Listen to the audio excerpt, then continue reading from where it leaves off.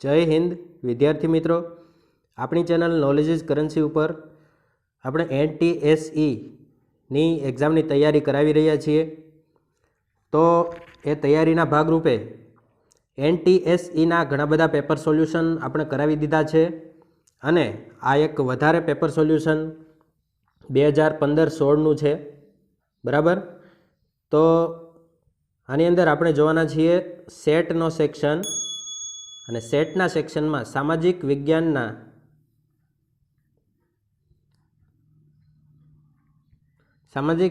જે 40 પ્રશ્નો આવે છે એ 40 પ્રશ્ન આજે આપણે આ વિડીયોમાં જોવાના છીએ।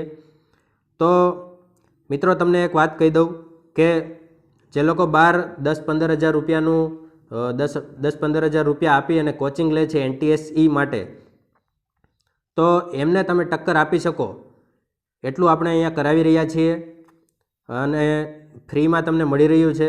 તો આની ખાસ વેલ્યુ કરજો અને પહેલેથી જો તમે જોડાયેલા ના હોય તો આપણા પ્લેલિસ્ટમાં જઈ અને બધા વિડીયો તમે જોઈ લેજો, તમે એ લોકોને ટક્કર આપી શકો એટલું તો તમને આવડી જ જશે, બરાબર। તો આપણે આજે શરૂઆત કરીએ આ વિડીયોમાં સામાજિક વિજ્ઞાનના પ્રશ્નથી। 61મો પ્રશ્ન છે,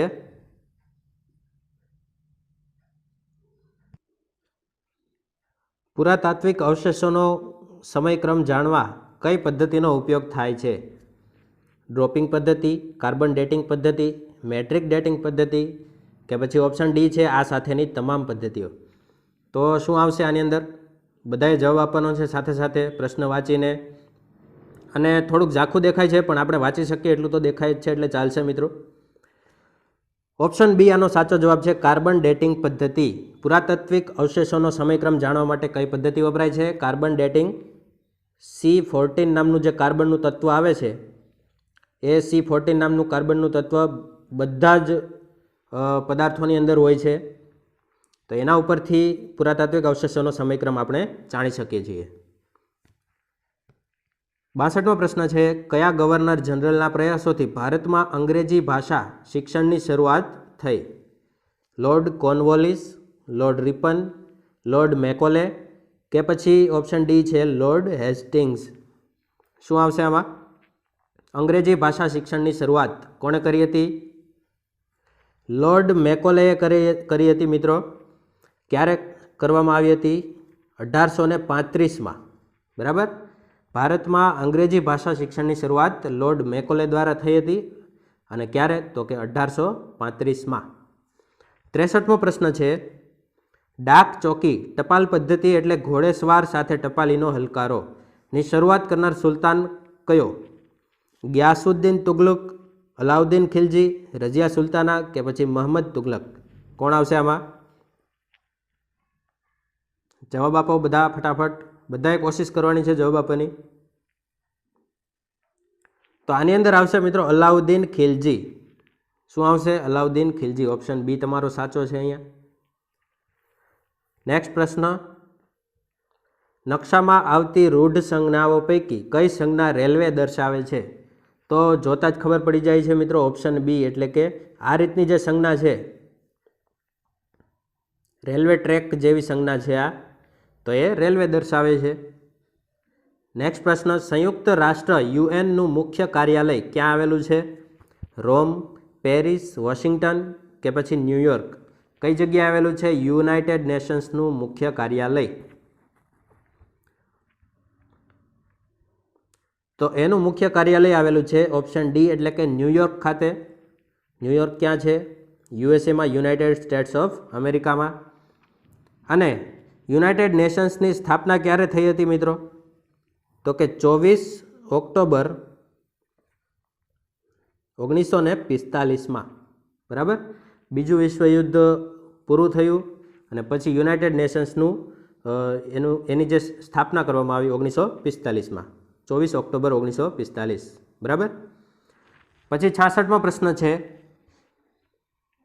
હિમાલય પર્વતમાળામાં હવેથી કયા પર્વતીય ઘાટ રસ્તા દ્વારા કૈલાસ માનસરોવરની સુગમ યાત્રા થઈ શકશે? શીટકીલા ઘાટ, જેલાપલા ઘાટ, નાથુલા ઘાટ કે પછી કારાકોરમ ઘાટ? કયા ઘાટ દ્વારા, કયા પર્વતીય રસ્તા દ્વારા કૈલાસ માનસરોવરની સુગમ યાત્રા થઈ શકશે? તો ઓપ્શન એ અહીંયા સાચો છે, શિપકિલા ઘાટ। અહીંયા શીટકિલા ઘાટ લખેલું છે પણ ખરેખર શિપકિલા ઘાટ છે, બરાબર। તો ઓપ્શન એ અહીંયા સાચો છે। પછીનો પ્રશ્ન છે, ન્યાયમૂર્તિ મહાદેવ ગોવિંદ રાનડે એ સમાજ સુધારણાના ભાગરૂપે કઈ સંસ્થા શરૂ કરેલી? તો મહાદેવ ગોવિંદ રાનડે કઈ સમાજ સુધારણાના ભાગરૂપે કઈ સંસ્થા શરૂ કરેલી? બ્રહ્મ સમાજ, પ્રાર્થના સમાજ, આર્ય સમાજ કે પછી સત્ય શોધક સમાજ? શું આવશે આમાં?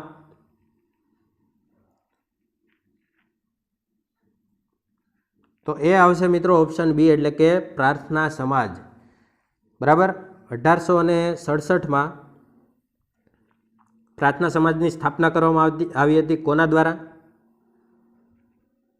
દદોબા પાંડુરંગ અને આત્મારામ પાંડુરંગ દ્વારા, બરાબર। અને પછી એમાં પછીથી જોડાયા હતા મહાદેવ ગોવિંદ રાનડે, બરાબર। એટલા માટે એને પણ સ્થાપક ગણવામાં આવે છે આમાં પ્રાર્થના સમાજના। પછી 68મો પ્રશ્ન છે, ગંગાને મળતી નદીઓ પૈકી એક નદી નથી, નીચેનામાંથી કઈ નદી નથી? કોશી, ચંબલ, સોણ કે પછી ગંડક? કઈ નદી આમાંથી ગંગાને મળતી નથી?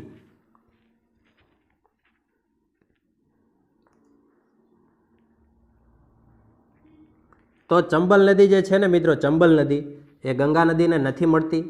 કોશી છે, સોણ નદી છે, ગંડક છે, પછી હજી છે ઘાઘરા, બરાબર। તો આ બધી નદીઓ ગંગા નદીને મળે છે અને ચંબલ અને બેતવા નદી જે છે એ યમુના નદીને મળે છે। તમે અહીંયા ફોટોમાં જોઈ શકતા હશો કે ગંગા નદીનો જે બેઝિન આપેલો છે, કયા કયા રાજ્યમાંથી પસાર થાય છે, કઈ કઈ નદીઓ ગંગા નદીને મળે છે, આ બધું તમને અહીંયા ફોટામાં દેખાય છે, બરાબર। પછી ગંગા નદી જે છે એ પશ્ચિમ બંગાળમાં એના ભાગ પડી જાય છે, એક હુગલી નદી તરીકે, અને બીજો ફાટો એનો જાય છે બાંગ્લાદેશમાં, ત્યાં એ ઓળખાય છે પદ્માના નામે। 69મો પ્રશ્ન, ગુજરાત વિધાનસભા ગૃહના પ્રાંગણમાં કોની પ્રતિમા સ્થિત બેઠેલી સ્થિતિમાં છે? વિઠ્ઠલભાઈ પટેલ, વલ્લભભાઈ પટેલ, મહાત્મા ગાંધીજી કે પછી ડૉક્ટર જીવરાજ મહેતા? શું આવશે આમાં? તો મિત્રો મહાત્મા ગાંધીજીની પ્રતિમા છે ગુજરાત વિધાનસભા ગૃહના પ્રાંગણમાં। 70મો પ્રશ્ન, નીચે પૈકી કઈ નદી કૃષ્ણા નદીને મળે છે? તુંગભદ્રા, કોયના, ઘટપ્રભા કે પછી ઓપ્શન ડી તમામ?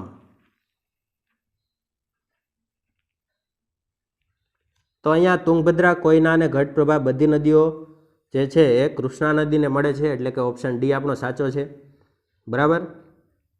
અને તમે અહીંયા ફોટામાં જોઈ શકતા છો કે કઈ કઈ નદીઓ કૃષ્ણા નદીને મળે છે, બરાબર, અને કયા કયા રાજ્યોમાંથી તે પસાર થાય છે।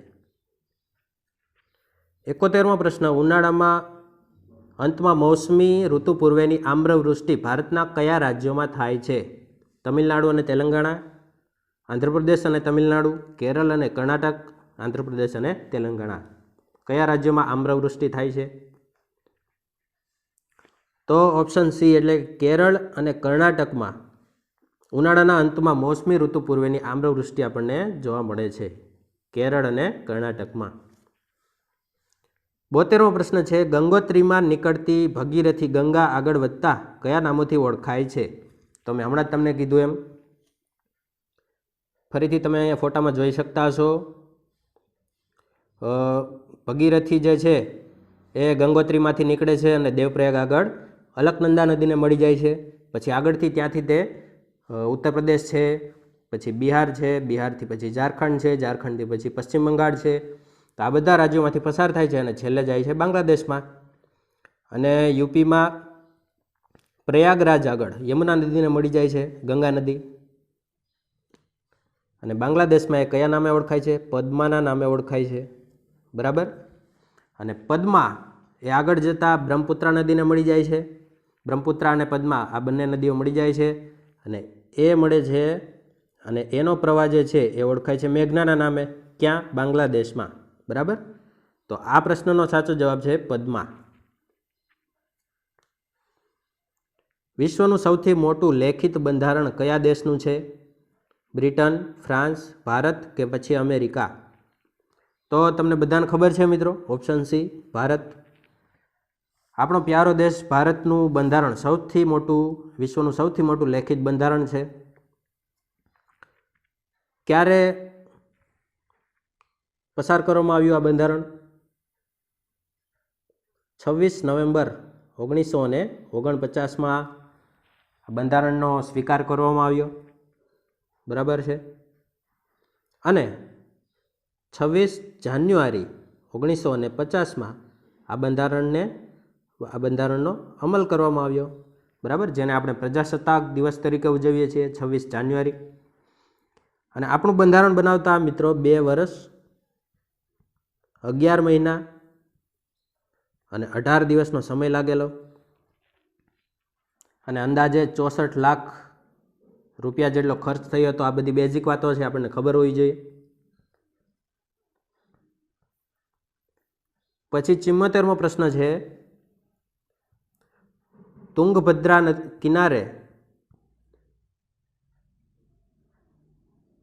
તુંગભદ્રા કિનારે હિન્દુ મહારાજ્ય વિજયનગરના સ્થાપકો હરિહર અને બુક્કારાયના પ્રેરણા સ્ત્રોત ગુરુનું નામ શું?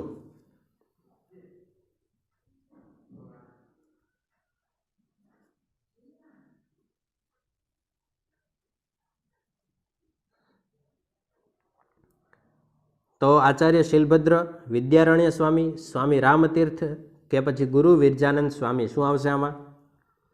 ઓપ્શન બી અહીંયા સાચો છે તમારો, વિદ્યારણ્ય સ્વામી.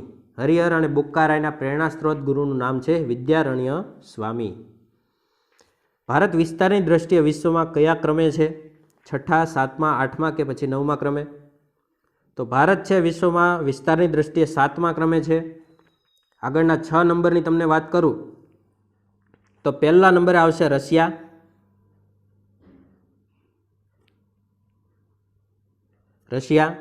પછી આવશે કેનેડા, પછી આવશે ચીન, પછી શું આવશે? United states of America. બરાબર, પછી આવશે બ્રાઝિલ, પછી આવશે ઓસ્ટ્રેલિયા અને 7મા નંબરે આપણો દેશ ભારત. બરાબર. મધ્યરાત્રિએ દેખાતા સૂર્યનો દેશ કયો? તો મધ્યરાત્રિએ કયા દેશમાં સૂર્ય જોવા મળે છે?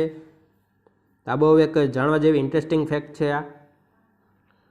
તો નોર્વે દેશમાં મિત્રો મધ્યરાત્રિએ પણ સૂર્ય દેખાય છે. બરાબર, અને નોર્વે ક્યાં આવેલો છે? ઉત્તર યુરોપીય દેશ છે આ. યુરોપમાં ઉત્તર ભાગમાં આવેલો છે નોર્વે. 77મો પ્રશ્ન છે, ધોળકાના રાણા વીર ધવલના મંત્રીઓ વસ્તુપાળ અને તેજપાળે જૈન દેરાસરો કયા સ્થળે બંધાવ્યા છે?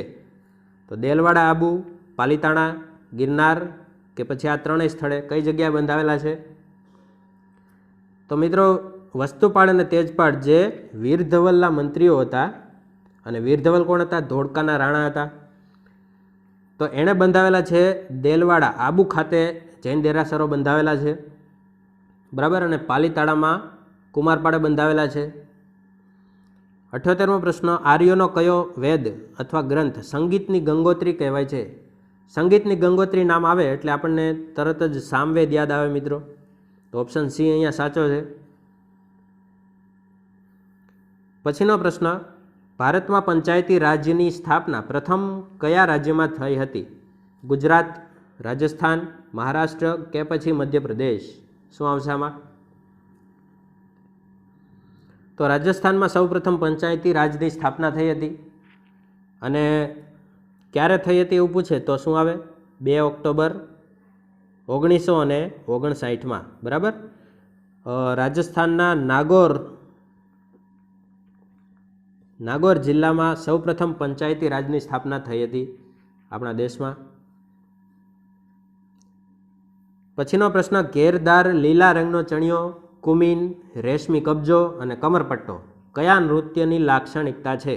મણિપુરી, કથક, ભરતનાટ્યમ કે પછી કથકલી? શું આવશે આમાં? તો મણિપુરનું પ્રખ્યાત નૃત્ય છે મણિપુરી. એમાં આવશે ઘેરદાર લીલા રંગનો ચણિયો, કુમીન, રેશમી કબજો અને કમરપટ્ટો. આ એમનો પહેરવેશ છે. અને આ જ એની લાક્ષણિકતા છે. મહાકવિ કાલિદાસની સંસ્કૃત ભાષામાં લખાયેલી સાહિત્ય કૃતિઓ પૈકી એક નથી. કઈ નથી આમાંથી? અભિજ્ઞાન શાકુંતલમ, ઋતુસંહાર, કાદંબરી કે પછી કુમાર સંભવમ. તો મિત્રો આમાંથી ઓપ્શન સી કાદંબરી જે છે ને એ કૃતિ છે બાણભટ્ટની. કોની છે? કવિ બાણભટ્ટ હતા કાલિદાસના સમયમાં, એની આ કૃતિ છે કાદંબરી. બાકી ત્રણેય કૃતિઓ મહાકવિ કાલિદાસની છે. તો આપણો જવાબ બની જાય છે ઓપ્શન સી કાદંબરી. 82મો પ્રશ્ન, ભારતીય શિલ્પ સ્થાપત્યો પૈકીની એક કલાકૃતિ કૈલાસ મંદિર કઈ ગુફાઓમાં આવેલી છે? અજંતાની ગુફાઓમાં, ઇલોરાની ગુફાઓમાં, એલિફન્ટાની ગુફાઓમાં કે પછી બાઘની ગુફાઓમાં? તો કૈલાસ મંદિર આવેલું છે મિત્રો ઇલોરાની ગુફાઓમાં. ક્યાં આવેલું છે? અજંતા અને ઇલોરાની ગુફાઓ કઈ જગ્યાએ છે? મહારાષ્ટ્રમાં. બરાબર. અને આપણા પ્રશ્નનો જવાબ છે ઇલોરા. પછીનો પ્રશ્ન છે, કયો દેશ ભારતના પાડોશી દેશ પૈકીનો નથી? તો નીચેનામાંથી કયો દેશ ભારતનો પાડોશી દેશ નથી? નેપાળ ભારતની ઉત્તરે, ભૂતાન ઉત્તર પૂર્વમાં, ઈરાન આ નથી, અને શ્રીલંકા દક્ષિણમાં. તો ભારતના પડોશી દેશ છે નેપાળ, ભૂતાન, શ્રીલંકા, અને ઈરાન નથી. ઈરાન શું છે? ઈરાન એક આરબ દેશ છે. બરાબર, ભારતની પશ્ચિમે આવે છે. ભારતીય ભૂમિ સેનાનો સર્વોચ્ચ હોદ્દો કયો છે? Field marshal, admiral, air chief marshal કે પછી લેફ્ટનન્ટ જનરલ? શું આવશે આમાં? ભૂમિ સેનાનો સર્વોચ્ચ હોદ્દો પૂછે છે તો ભૂમિ સેના માટે શું આવશે? Field marshal. બરાબર. અને જે ફિલ્ડ માર્શલ છે ને મિત્રો એ ફક્ત યુદ્ધ સમયે એ હોદ્દો બહાર પાડવામાં આવે છે, અને સામાન્ય સંજોગોમાં શું હોય છે? સર્વોચ્ચ હોદ્દો જનરલ. બરાબર. અને એની નીચે પછી આવે છે લેફ્ટનન્ટ જનરલ. તો ફિલ્ડ માર્શલ અને લેફ્ટનન્ટ જનરલ આ બંને ભૂમિ સેનાના હોદ્દા છે. એડમિરલ એ જલસેનાનો સર્વોચ્ચ હોદ્દો છે. એર ચીફ માર્શલ એ વાયુસેનાનો સર્વોચ્ચ હોદ્દો છે.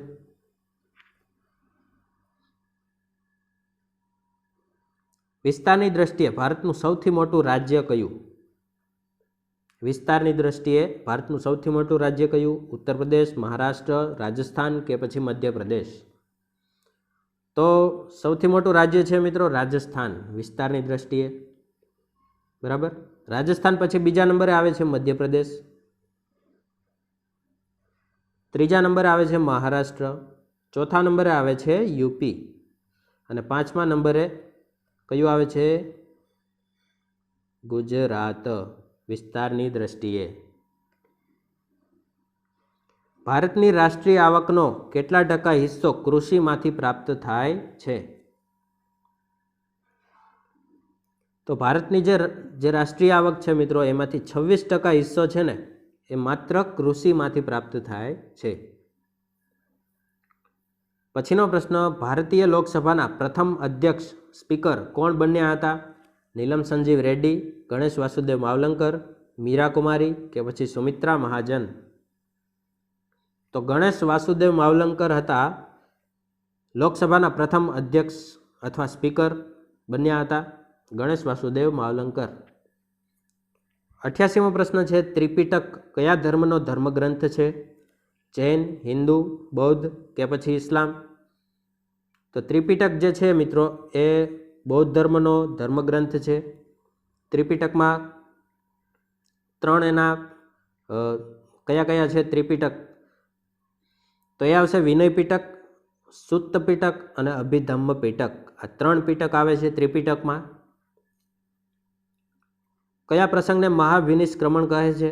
મહાવીરનો ગૃહત્યાગ, બુદ્ધનો ગૃહત્યાગ, શંકરાચાર્ય સંન્યાસી થયા એ કે પછી ગુરુ નાનકનો ગૃહત્યાગ?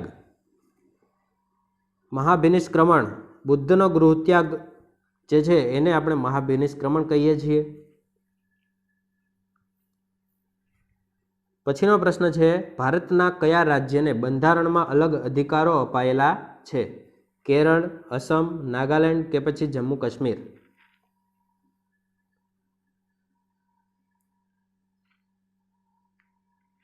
તો મિત્રો જમ્મુ કાશ્મીરને બંધારણના અલગ અધિકારો આપવામાં આવેલા હતા, એનું એક અલગ પોતાનું બંધારણ હતું જમ્મુ કાશ્મીરનું, જે ભારતના બંધારણની 370 નંબરની કલમમાં એનો ઉલ્લેખ હતો, બરાબર. પરંતુ 2019માં જૂન જુલાઈમાં આ 370 નામની જે કલમ છે ભારતના બંધારણની એને રદ કરી દેવામાં આવી અને જમ્મુ કાશ્મીર રાજ્યનો જે વિશિષ્ટ દરજ્જો હતો એ નાબૂદ થઈ ગયો અને જમ્મુ કાશ્મીર રાજ્યને આપણે કેન્દ્ર શાસિત પ્રદેશ તરીકે ઘોષિત કરી દેવામાં આવ્યું, બરાબર. તો 2019 સુધી એના અલગ અધિકારો હતા, એનું અલગ બંધારણ હતું, એનો એક ધ્વજ હતો, બરાબર. અને 2019માં એને નાબૂદ કરી દેવામાં આવ્યું, એટલે કે એને પણ ભારતનું બંધારણ જ લાગુ પડશે, એને પણ ભારતના બંધારણના બધા નિયમો લાગુ પડશે, એને પણ ભારતનો જ રાષ્ટ્રધ્વજ લાગુ પડશે. તો 370 નંબરની કલમ રદ કરવાથી આટલા ફેરફારો થયા છે. કયો હક હવે મૂળભૂત હકોની યાદીમાં નથી? શોષણ વિરોધી હક, સ્વતંત્રતાનો હક, મિલકત સંપત્તિનો હક કે પછી સાંસ્કૃતિક અને શૈક્ષણિક હક? તો આમાં આવશે મિત્રો ઓપ્શન સી, એટલે કે મિલકત અને સંપત્તિનો જે હક છે એ હવે મૂળભૂત હકોની યાદીમાં નથી. અને 44મો સુધારો થયો હતો, બંધારણીય સુધારો, ક્યારે? 1978માં. ત્યારે આ મિલકત સંપત્તિનો હક જે છે એ મૂળભૂત હકોમાંથી એને નાબૂદ કરી દેવામાં આવ્યો અને કલમ નંબર 300A, બંધારણની કલમ નંબર 300Aમાં એને કાનૂની અધિકાર તરીકે આપી દેવામાં આવ્યો. 92મો પ્રશ્ન છે, રાજ્યસભાના સભ્યની મુદત કેટલા વર્ષની હોય છે? તો રાજ્યસભાના સભ્યની મુદત કેટલી હોય છે? 6 વર્ષ હોય છે મિત્રો. ભારતીય બંધારણ સભાના પ્રથમ અધ્યક્ષ કોણ હતા? ભારતીય બંધારણ સભાના પ્રથમ અધ્યક્ષ જવાહરલાલ નહેરુ, ડૉક્ટર BR આંબેડકર, રાજેન્દ્ર પ્રસાદ કે પછી ડૉક્ટર સર્વપલ્લી રાધાકૃષ્ણન? કોણ હતું આમાંથી? ડૉક્ટર રાજેન્દ્ર પ્રસાદ એ ભારતીય બંધારણ સભાના પ્રથમ અધ્યક્ષ હતા. પછીનો પ્રશ્ન છે, તિબેટમાંથી વહેતી ચાંગપો નદી નામચા બરવાથી યુ વળાંક લઈ કયા રાજ્યમાં પ્રવેશે છે? તો તિબેટ જે ચીનનો હિસ્સો છે, ચીનનો ભાગ ગણવામાં આવે છે, ત્યાં કઈ નદી વહે છે? ચાંગપો, બરાબર. તો ઓપ્શન છે અસમ, અરુણાચલ પ્રદેશ, મેઘાલય અને નાગાલેન્ડ. કયા રાજ્યમાં પ્રવેશે છે યુ વળાંક લઈ? તો એ આવશે મિત્રો અરુણાચલ પ્રદેશમાં પ્રવેશે છે. ભારતનું જે સૌથી નોર્થ ઇસ્ટર્ન સ્ટેટ કહેવાય છે, ઉત્તર પૂર્વીય રાજ્ય, એ અરુણાચલ પ્રદેશ છે. અને તિબેટ અને ચીનમાં ચાંગપો નદી કહેવાય છે. પછી ત્યાંથી નામચા બારવા પર્વત પાસેથી યુ વળાંક લઈ અને અરુણાચલ પ્રદેશમાં પ્રવેશે છે. પછી ત્યાંથી આસામમાં જાય છે, આસામમાંથી જાય છે પછી બાંગ્લાદેશમાં, બરાબર. ત્યાં એને કયા નામે ઓળખવામાં આવે છે? જમુના. પછી આગળ જઈ અને ગંગા નદીને મળી જાય છે, ગંગાને પદ્મા નામે ઓળખવામાં આવે છે, બરાબર. અને આ પદ્મા અને જમુના મળી મેઘના નદીમાં ભળી જાય છે, ત્યાંથી એનો પ્રવાહ કયા નામે ઓળખાય છે? મેઘના, બરાબર. અને છેલ્લે બંગાળની ખાડીને મળી જાય છે. 95મો પ્રશ્ન, કયા બનાવને કારણે ભારતમાં 16 ઓક્ટોબરે શોક દિન મનાય છે? શોક દિન 16 ઓક્ટોબરે કયા બનાવને કારણે મનાવવામાં આવે છે? જલિયાવાલા બાગ હત્યાકાંડ, બંગભંગ, દાંડીકૂચ કે પછી ઓપ્શન ડી સાથેના તમામ? આ ઉપરના આપેલા તમામ. તો ઓપ્શન બી જે છે મિત્રો, બંગભંગ, બરાબર. બંગાળના ભાગલા પાડવામાં આવ્યા હતા, પૂર્વ બંગાળ અને પશ્ચિમ બંગાળ. તો એ બનાવના કારણે 16 ઓક્ટોબરે શોક દિન મનાવવામાં આવ્યો હતો. પછીનો પ્રશ્ન છે, ઉત્પાદનના મુખ્યત્વે કેટલા સાધનો છે? તો ઉત્પાદનના મુખ્યત્વે 4 સાધનો હોય છે, બરાબર. પછીના 4 પ્રશ્નો તમારે મને હોમવર્કમાં આન્સર આપવાના છે. એના જોઈ લેજો, સ્ક્રીનશોટ લઈ લેજો, ખાસ બધાએ જવાબ આપવાના છે. કયા નંબરમાં મોકલશો? આ મારા વોટ્સએપ નંબર છે મિત્રો,